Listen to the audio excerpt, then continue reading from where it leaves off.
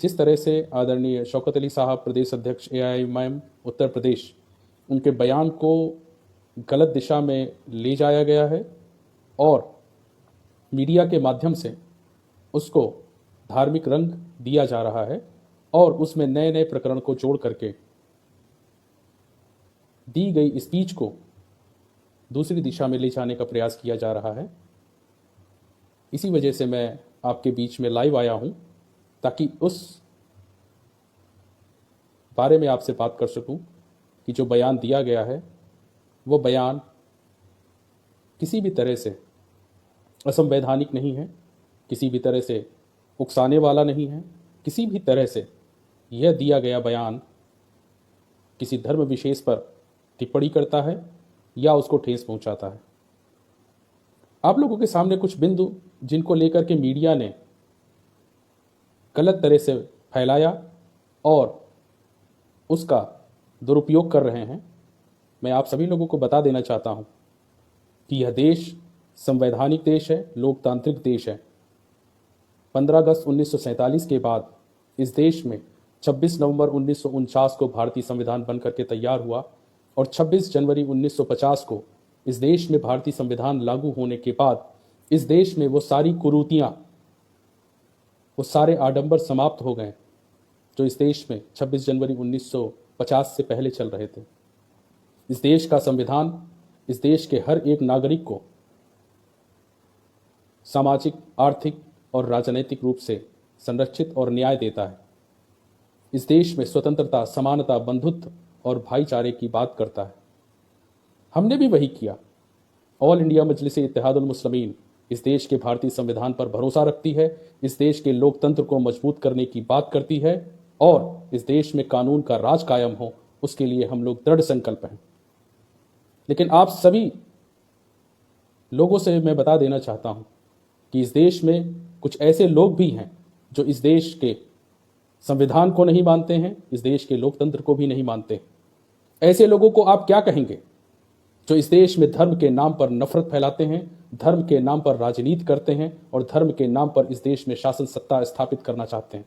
इस देश में धर्म के नाम पर कोई भी शासन सत्ता स्थापित नहीं की जा सकती है क्योंकि यह देश संवैधानिक देश है। इस देश में लोकतंत्र है और लोकतंत्र की खूबसूरती और मजबूती यह है कि शासनकर्ता वही होता है जिसको इस देश के लोग चुन करके भेजते हैं।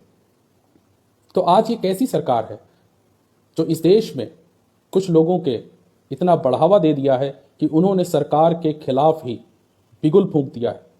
आपको जानकारी होगी कि हरिद्वार की धर्म संसद में किस तरह से भाषा का इस्तेमाल किया गया और इस देश की लोकतांत्रिक सरकार को उखाड़ फेंकने के शब्दों का इस्तेमाल किया गया और यह कहा कि अगर हमारी बात नहीं मानी गई तो इस देश में 1857 जैसी क्रांतियां होंगी।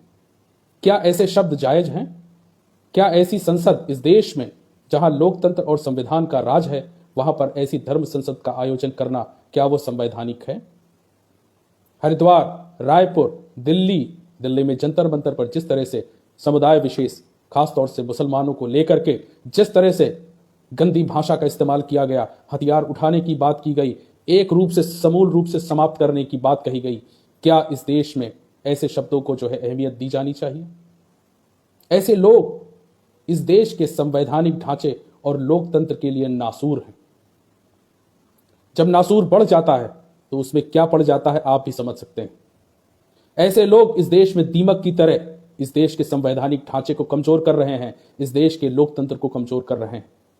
ऐसे लोगों को शक्तियां कहां से मिल रही हैं जो तलवार उठाने की बात करते हैं, जो यह बात करते हैं कि विशेष समुदाय का हम समाप्त कर देंगे। ऐसे लोगों को जो शक्तियां मिल रही हैं उन शक्तियों का कोई भी काम या अस्तित्व इस लोकतांत्रिक देश में नहीं है। अगर कोई समस्या है तो उसके लिए हमारे पास शासन, प्रशासन, पुलिस प्रशासन, न्यायपालिका है। आप अपनी बात को न्यायपालिका के माध्यम से, पुलिस के प्रशासन के माध्यम से कह सकते हैं, लेकिन इन लोगों ने वो रास्ता चुना है जो धर्म के नाम पर लोगों पर अत्याचार करना चाहता है। ऐसे लोगों को आप क्या कहेंगे? ये नासूर हैं इस देश के संवैधानिक और लोकतांत्रिक ढांचे के। फिर से मैं कह रहा हूं, अगर नासूर पड़ जाता है तो नासूर पड़ने के बाद उसमें क्या पड़ता है, इसी चीज को शौकत साहब ने कहा। ये दीमक है, इस देश के लोकतंत्र को अंदर ही अंदर खोखला कर रहे हैं। और दीमक को आप क्या कहेंगे, आप सभी लोग बेहतर समझ सकते हैं। दूसरा विषय आता है कि इतिहास को झुटलाया नहीं जा सकता है। ये बात बिल्कुल सच है कि इस देश में 1200-600 से लेकर के 1857 तक इस देश में इस्लामिक शासन सत्ता का व्यवस्था रही है, शासन सत्ता कायम रही है। इतिहास को झुटलाया नहीं जा सकता है। तो शौकत साहब ने कोई भी इस विषय पर गलत बात नहीं कही। निश्चित रूप से 1206 में कुतुबुद्दीन ऐबक के इस देश में शासक बनते ही इस देश में इस्लामिक रूल का, इस्लामिक शासन का जो है उदय हुआ, और 1857 तक बहादुर शाह जफर के खत्म होने के बाद इस देश से इस्लामिक शासन का अंत हुआ। यह बिल्कुल सत्य बात है। अगले विषय पर आते हैं। जिन लोगों को इस देश में आक्रांता, जिसको कहते हैं लोग, कि इस देश में आक्रांता के रूप में आए, और ये लोग बड़ी बड़ी बातें करते हैं कि हम शूरवीर हैं, हम महान हैं, और यही शूरवीर और महान लोग अकबर की कैबिनेट मिनिस्ट्री में, अकबर का जो एक कैबिनेट मिनिस्ट्री था, उस कैबिनेट मिनिस्ट्री में क्या काम कर रहे थे? अगर ये इस्लामिक व्यवस्था का विरोध नहीं कर रहे थे तो वहां कर क्या रहे थे? मैं आपके सामने 4 नामों को लेता हूं। तानसेन, बीरबल, राजा टोडरमल और राजा मानसिंह। ये लोग वहां क्या कर रहे थे? अकबर के दरबार में इनका क्या काम था? क्या इनकी जो है शक्तियां शून्य हो गई थी? इस देश के उन लोगों को भी समझना चाहिए कि अकबर के दरबार में ये खड़े होकर के, पीछे हाथ खड़े होकर के खड़े होते थे और जी हुजूर कहते थे। क्या ये सच नहीं है? ये बिल्कुल सच है कि अकबर के दरबार में खड़े होकर के ये जी हुजूर बोला करते थे। इसमें किसी भी तरह का कोई जो है असत्य वक्तव्य नहीं दिया गया है, बिल्कुल सत्य बात है। तीसरे मुद्दे पर आता हूं कि इस देश में द हिंदू मैरिज एक्ट 1955 पारित होने के बाद और हिंदू मैरिज एक्ट का सेक्शन 2 जो हिंदू शब्द को डिफाइन करता है, उनके लिए ये पाबंदियां हैं कि सेक्शन 17 के अंतर्गत अगर कोई भी हिंदू दूसरा विवाह करता है तो वो सजा का अधिकारी है, उसको सजा मिलनी चाहिए। और दूसरी शादी करने के लिए आईपीसी का सेक्शन 494 और 495 है जो ये प्रोहिबिट करता है बाइगमी के लिए, और बाइगमी एक क्रिमिनल एक्ट है। तो क्या वास्तव में इस देश में जिन लोगों पर हिंदू मैरिज एक्ट लागू होता है उन लोगों को वो सजा मिली है जिन लोगों ने जो है एक से ज्यादा विवाह किए हैं? नहीं मिला है। अगर इनकी बात करिए तो ये लोग कहेंगे कि इस्लाम में 4 शादियां हैं। ये पर्सनल लॉ का मामला है और पर्सनल लॉ आज भी लागू है। द हिंदू मैरिज एक्ट 1955 से पहले द मुस्लिम पर्सनल लॉ शरीयत एक्ट 1937 पारित किया गया था जो आज भी लागू है, और यह परमिशन देता है कि शरीयत के अनुसार जो इस्लामिक रूल्स हैं उसके आधार पर इस्लाम को मानने वाले लोग विवाह कर सकते हैं। अगले बिंदु पर आते हैं। इस देश में आज भी देवदासी प्रथा चलती है। देवदासी प्रथा वह है जिसमें महिलाओं को देवता के साथ या देवताओं के साथ विवाह कराया जाता है और उन महिलाओं का वहां पर रह रहे पुरोहितों द्वारा यौन शोषण किया जाता है। देवदासियों का जिक्र पुराने इतिहास में भी है, गुप्त वंश और चोल वंश के इतिहास में भी मिलता है देवदासियों का इतिहास, और आज भी इस देश में देवदासी प्रथा का प्रचलन बहुत ही जोरों शोर से चल रहा है। लेकिन इस देश के वो लोग जो ये कहते हैं कि हम महिला सम्मान की बात करते हैं, वो देवदासी प्रथा का विरोध नहीं करते हैं। क्या देवदासी प्रथा उसी ओर इंगित नहीं करती है? देवदासी प्रथा के माध्यम से जो बच्चे पैदा होते हैं उन बच्चों को वो पुरोहित अपना नाम नहीं देते हैं। ऐसे बच्चों को आप क्या कहेंगे? मैं आपको एक नाम बताता हूं, बिल्कुल ऑथेंटिक है, इसमें किसी भी तरह का कोई भी विवरण मैं आपको गलत नहीं दे रहा हूं। दक्षिण भारत के 4 राज्य हैं, प्रमुख रूप से माने जाते हैं आंध्र प्रदेश, तमिलनाडु, केरल और कर्नाटक। और इन 4 राज्यों में से मैं एक राज्य का ही उदाहरण देना चाह रहा हूं। कर्नाटक राज्य में एक गांव है जिसका नाम है उक्करकेरी गांव।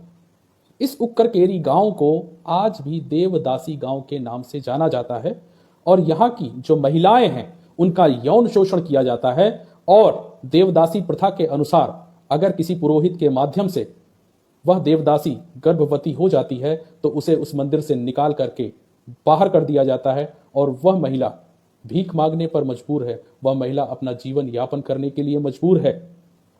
और उस देवदासी के द्वारा जिस बच्चे को जन्म दिया जाएगा उस बच्चे को आप क्या कहेंगे, यह आप बेहतर समझ सकते हैं।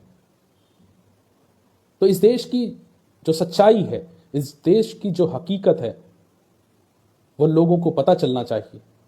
अगर इन लोगों से ऐसे सवाल पूछेंगे तो ये तिलमिला जाएंगे। इसलिए मैं आप सभी लोगों को यह अवगत करा देना चाह रहा हूं कि जो भी वक्तव्य बोला गया है वह वक्तव्य पूर्ण रूप से सत्य है, इसमें किसी भी तरह की सच्चाई नहीं है।